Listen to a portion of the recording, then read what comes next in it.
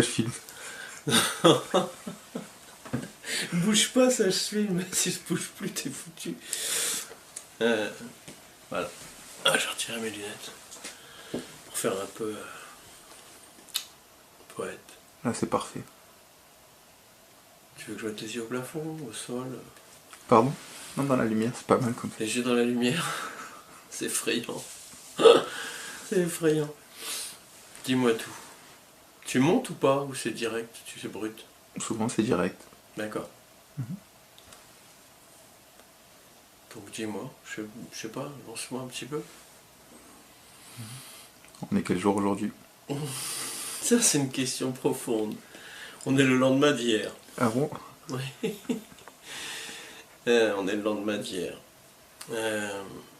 Non, mais hier, on avait parlé. Les gens ont l'impression que l'écriture, c'est un truc abstrait, où t'es assis, où t'es. Comment dire? Tu bouges pas, quoi. Il n'y a pas de corps, en fait. Et puis, il y a ton nom sur un livre, et ça circule, soi-disant. Et il y a une espèce d'aura comme ça, de l'écrivain ou du poète. Une aura, enfin, en même temps, pas exagérer parce que c'est pas, on n'est pas, les écrivains sont pas si visibles que ça, ils disparaissent derrière leur livre, dans leur livre. Mais ce que je trouvais sympathique dans notre conversation nocturne, c'est cette idée du corps dans l'écriture. Moi, j'ai vraiment l'impression, c'est vraiment une idée que je creuse depuis c'est un sillon que je creuse depuis pas mal d'années. L'impression de ce corps dilaté dans l'écriture. Effectivement, comme dans une méditation assise, je suis assis comme ça, 1 heure ou 2 ou 3. Il y a ce mouvement violent, concentré sur les 3 doigts de la main, de cette énergie de l'esprit, de la pensée qui se canalise juste sur ce point d'incandescence là. Parce qu'on pourrait tenir son crayon comme ça. Moi, je vois mon fils qui tient son crayon ici. Enfin voilà, déjà espèce de discipline qui nous a obligés à faire ce triangle de 3 doigts. Et puis, j'écris pas pour les autres, j'écris pas pour être connu, j'écris pas pour gagner de l'argent. C'est vraiment des idées débiles. C'est vraiment des idées qui sont à côté de la plaque. Parce que profondément, depuis 40 ans d'écriture, à peu près, depuis 40 ans d'écriture, il y a profondément une expérience intime, une expérience étrange, à la fois de silence. Il y a un silence qui se crée dans l'écriture, le fait d'écrire, le fait de dérouler sa pensée comme ça, de la laisser se dérouler, de vider son espace mental, comme dans un exercice de méditation, ça crée une sorte de flottement du corps. Il y a un moment, il y a une perte des contours, je ne sens plus mon corps. Je sens plus mon corps assis sur cette chaise, je sens plus mes doigts sur cette page. Le mouvement de la pensée m'emporte plus loin. Et ça me fait toucher du doigt, c'est le cas de le dire, mais surtout, c'est même pas que ça me fait toucher du doigt un autre espace et un autre corps. C'est vrai qu'il y a cette sensation du corps quotidien qui est un corps contracté. Pour la vie sociale, on a un corps contracté, efficace, sans trop d'émotions. Bonjour, au revoir, on parle, on communique, on consomme. Donc le corps est contracté dans son action.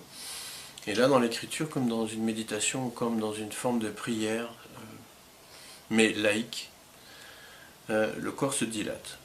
Et en plus, ce mouvement de contraction, des dilatations, de contraction et d'expansion, c'est un mouvement.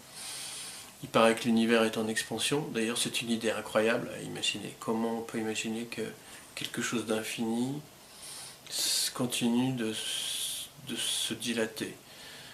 Comment on peut... C'est inconcevable, sauf dans ce moment intime de l'écriture où moi je sens cette expansion. Comme je la sens dans ma respiration, contraction, expansion, les battements du cœur, tout le corps est déjà dans ce rythme de contraction et d'expansion.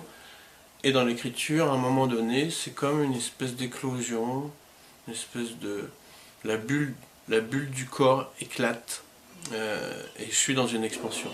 Le sentiment étrange de l'écriture, Et finalement, plus que le résultat, plus que le poème, plus que le texte qui arrive, plus que l'écriture elle-même, plus que le résultat vraiment, c'est un livre avec un titre, c'est une histoire, ou c'est un poème en prose.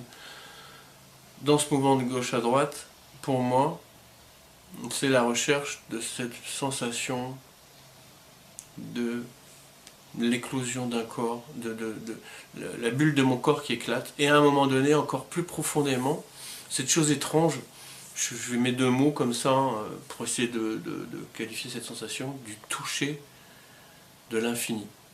Je dis, mais quoi, Sampiro, il est barré, comment on peut sentir que l'infini nous touche?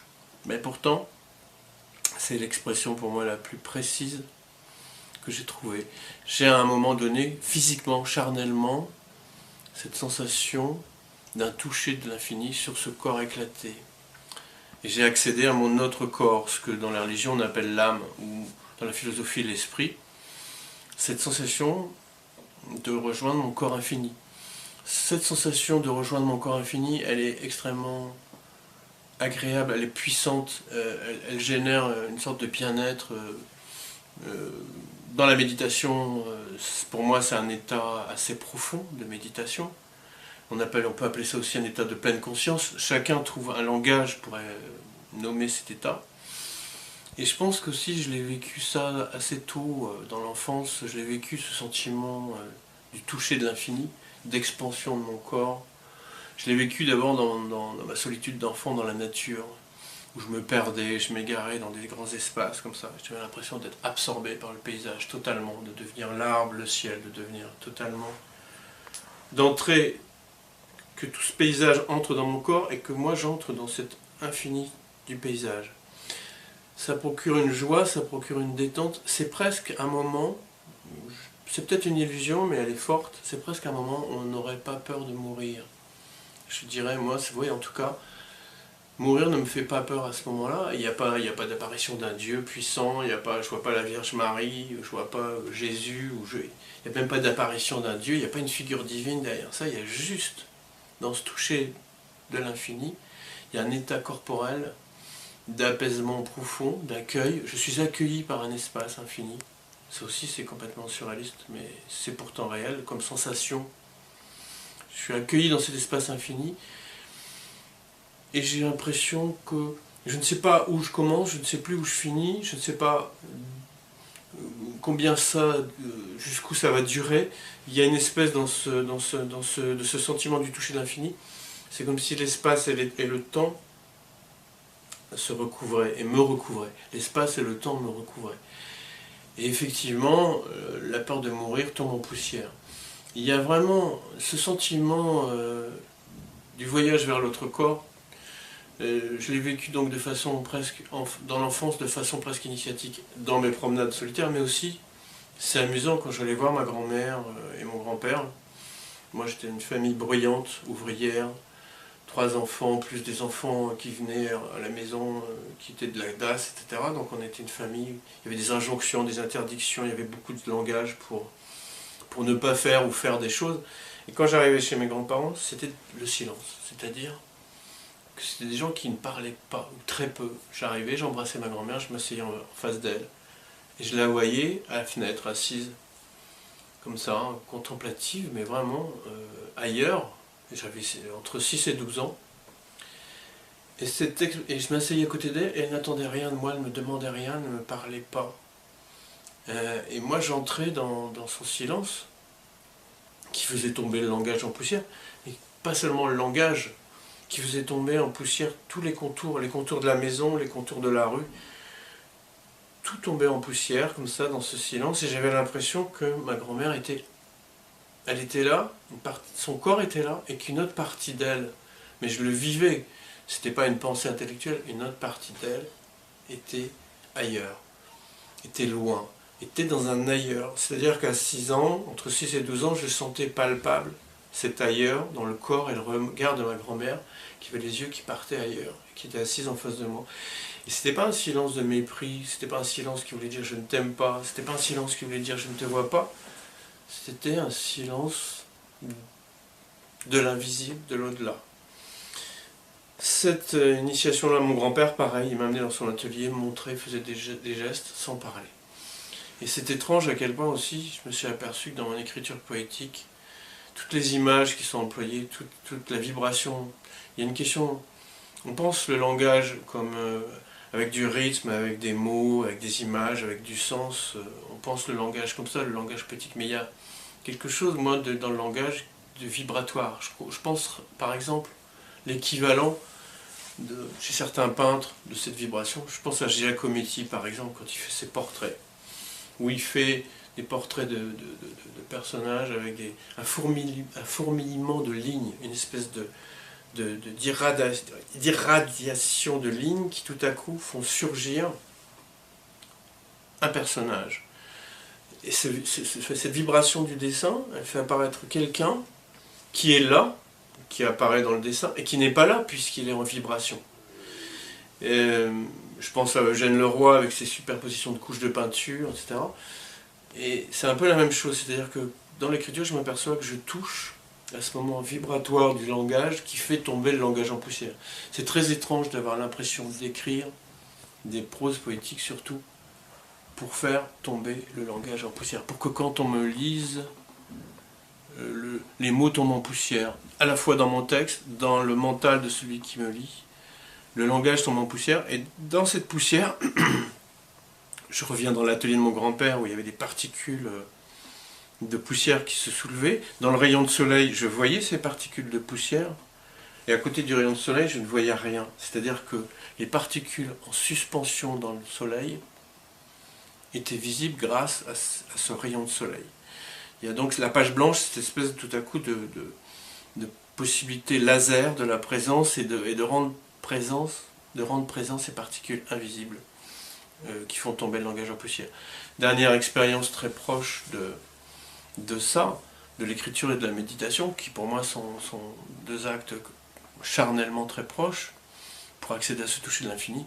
Moi je suis certain que beaucoup de gens, dans cette imposture des religions, parce que les religions se contredisent dans leur désir de pouvoir, dans leur figure divine, dans cette représentation de l'infini, toutes les religions veulent avoir le dernier mot, et pourtant elles sont chargées de poésie, elles sont toutes des tentatives, mais il y a toujours une imposture, parce qu'il y a un désir de prendre le pouvoir sur la pensée de l'homme, en définissant, en donnant un visage, même s'il est innommable, même s'il est irreprésentable, n'empêche que tout le temps la religion donne un visage à cette figure du divin, cette figure du divin qui est tout simplement une figure de l'infini et d'un accès à l'infini. Dans des moments, j'étais enfant de cœur, c'est amusant, entre 12 et 16 ans, et je voulais devenir prêtre parce que j'ai vécu des moments collectifs comme ça, dans le rituel. Ma page blanche, c'était mon aube d'enfant de cœur, mon aube blanche, etc. Il y avait la petite sonnette, la petite cloche qui donnait un rythme. Comme dans les mantras tibétains, il y a une espèce de gong ou de... Voilà. Et dans cette prière collective, parfois dans cette messe en latin, dans une langue qui était presque une langue étrangère, comme la poésie est une langue étrangère, en fait c'est une langue qu'on réinvente dans la langue, comme si la langue se retournait dans le corps de la langue, comme un fœtus, comme un bébé qui se retourne dans le corps de sa mère, créant une onde, comme ça, une ondulation. Et le ventre de la mère bouge, ondule et communique, donc le visible et l'invisible se touchent et communiquent. De même, dans ces prières collectives, tout à coup, je me sentais devenir les chants de messe, de devenir l'hostie, de devenir la foule. J'avais ce sentiment d'éclater, que mon corps, ma présence éclatait dans l'instant, et que je devenais ce moment collectif. Je suis certain qu'au-delà des religions, beaucoup d'hommes et de femmes viennent dans la religion chercher ce toucher de l'infini sur leur corps, et cet apaisement. Ils sont pris dans cet outil de la religion, comme moi je suis pris dans l'outil de l'écriture, et finalement l'outil importe peu. Ce sentiment du toucher de l'infini, je pense qu'on peut le trouver en marchant des heures dans la montagne, on peut le trouver en étant assis au bord d'un lac, on peut le trouver en arrachant les mauvaises herbes de son jardin. Il faut juste être présent à l'instant, ralentir son rythme, être conscient de tous ses gestes, et tout à coup la bulle éclate, et il y a me semble-t-il, ce que j'appelle cette sensation du toucher de l'infini. Voilà, si j'ai quelque chose à dire sur l'écriture et l'importance que ça a dans ma vie, c'est cette recherche-là qui est une sorte aussi peut-être de sentiment d'immortalité.